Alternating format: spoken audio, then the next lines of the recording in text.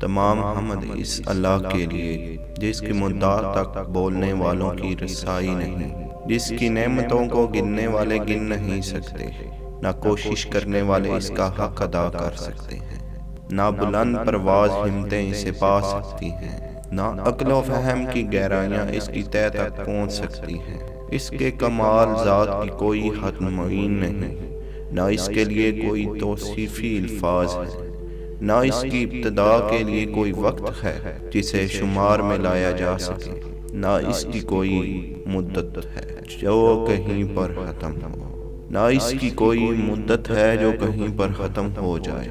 اس نے مخلوقات کو اپنی قدرت سے پیدا کیا، اپنی رحمت سے ہواؤں کو چلایا، تھر تھراتی ہوئی زمین پر پہاڑوں کی مہیں گاڑی۔ دین کی ابتدا اس کی معرفت ہے، کمال معرفت اس کی تصدیق ہے، کمال تصدیق توحید ہے، کمال توحید تنزیہ و اخلاص ہے، اور کمال تنزیہ و اخلاص یہ ہے کہ اس سے صفتوں کی نفی کی جائے، کیونکہ ہر صفت شاہد ہے کہ وہ اپنے موصوف کی غیر، اور ہر موصوف شاہد ہے کہ وہ صفت کے علاوہ کوئی چیز ہے۔ لہذا جس نے ذات الہی کے علاوہ صفات مانے، اس نے ذات کا ایک دوسرا ساتھی مان لی، اور جس نے اس کی ذات کا کوئی اور ساتھی مانا، اس نے دعائی پیدا کی۔ جس نے دعائی پیدا کی، اس نے اس کے لیے جز بنا ڈالا، اور جو اس کے لیے اجزاء کا قائل ہوا، اور جو اس کے لیے اجزاء کا قائل ہوا وہ اس سے باخبر رہا، اور جو اس سے باخبر رہا اس نے قابل اشارہ سمجھ لیا، اور جس نے اسے قابل اشارہ سمجھ لیا اس نے اس کی حد بندی کر دی، اور جو اسے محدود سمجھا وہ اسے دوسری چیزوں ہی کی قطار میں لے آیا۔ جس نے یہ کہا کہ وہ کسی چیز میں ہے، اس نے اسے کسی شے کے ضمن میں فرض کر لیا، اور جس نے یہ کہا کہ وہ کسی چیز پر ہے، اس نے اور جگہ اس سے خالی سمجھ لی۔ وہ ہے ہوا نہیں،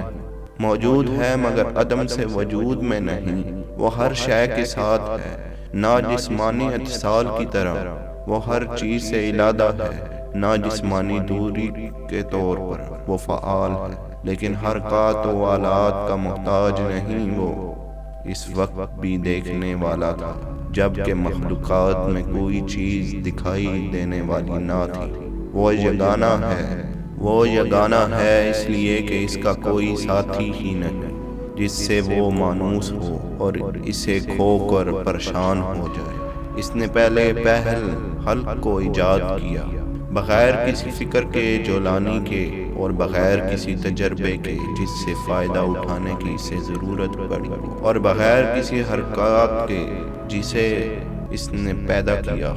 اور بغیر کسی ولولہ اور جوش کے جس سے وہ بےتاب ہوا ہو۔ ہر چیز کو اس وقت کے حوالے کی، بے جوڑ چیزوں میں توازن ہم آہنگی پیدا کی، ہر چیز کو جداگانہ طبیعت مزاج کا حامل بنایا، اور ان طبیعتوں کے لیے مناسب صورتیں ضروری قرار دیں۔ وہ ان چیزوں کو ان کے وجود میں آنے سے پہلے جانتا تھا،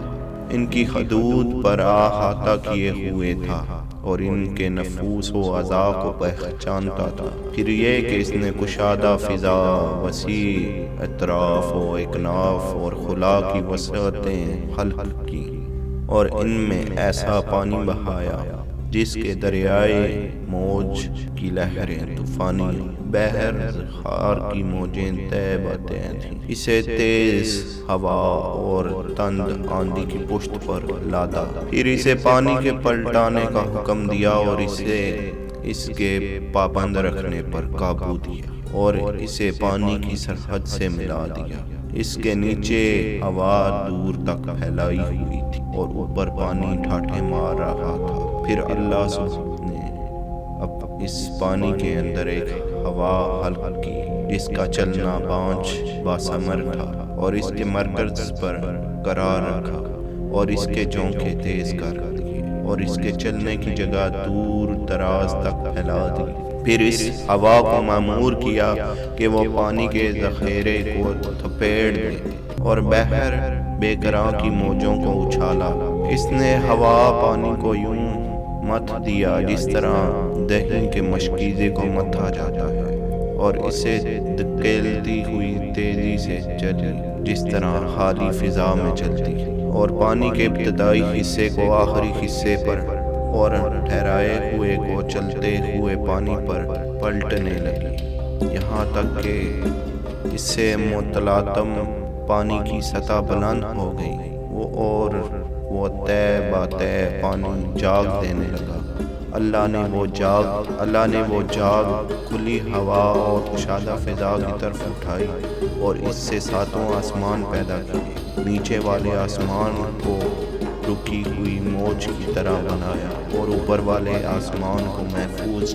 اور بلند عمارت کی صورت میں اس طرح قائم کیا کہ نہ ستونوں کے سہارے کی حاجت تھی اور نہ بندنوں سے جوڑنے کی ضرورت۔ پھر ان کو ستاروں کی سہج دہج اور روشن تاروں کی چمک دمک سے آراستہ کیا، اور ان میں سوپاش چراغ اور جگمگاتا چاند رواں کیا جو گھومنے والے فلک، چلتی پھرتی چھت اور جنبش کھانے والی لو میں ہے۔ پھر خداوند عالم نے بلند آسمان کے درمیان شگاف پیدا کیا اور ان کے واسطوں کو طرح طرح کے فرشتوں سے بھر دیا۔ کچھ ان میں سے سر بسجود ہیں جو رکوع نہیں کرتے، کچھ رکوع میں ہیں جو سیدھے نہیں ہوتے، کچھ صفے باندھے ہوئے ہیں جو اپنی جگہ نہیں چھوڑتے، اور کچھ پاکیزگی بیان کرتے ہیں جو اکتاتے نہیں۔ نہ ان کی آنکھوں میں نیند آتی ہے،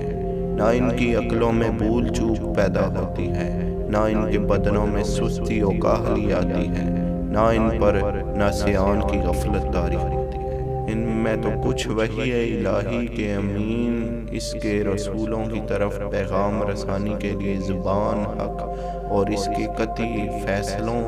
اور فرمانوں کو لے کر آنے جانے والے ہیں۔ کچھ اس کے بندوں کی نگبان اور جنت کے دروازوں کے پاسبان ہیں، کچھ وہ ہیں جن کے قدم زمین کے تہہ میں جمے ہوئے ہیں اور ان کے پہلو اطراف عالم سے بھی آگے بڑھ گئے ہیں۔ ان کے شانے عرش کے پایوں سے میل کھاتے ہیں، عرش کے سامنے ان کی آنکھیں جھکی ہوئی ہیں اور اس کے نیچے اپنے پروں کو لپٹے ہوئے ہیں، اور ان میں اور دوسری مخلوقات میں عزت کے حجاب اور قدرت کے سراب پردے ہیں۔ وہ شکل و صورت کے ساتھ اپنے رب کا تصور نہیں کرتے، نہ اس پر مخلوق کی صفتیں طاری کرتے ہیں، نہ اسے محل و مکان میں گرا ہوا سمجھتے، نہ اشباہ و نظائر سے اس کی اطراف اشارہ کرتے ہیں۔ تو یہ تھا ہمارا نہج البلاغہ کا پہلا خطبہ۔ اگر آپ کو ہماری ویڈیوز پسند آئیں تو ہمارا چینل لائک، شیئر اور کمنٹ ضرور کریں۔ شکریہ۔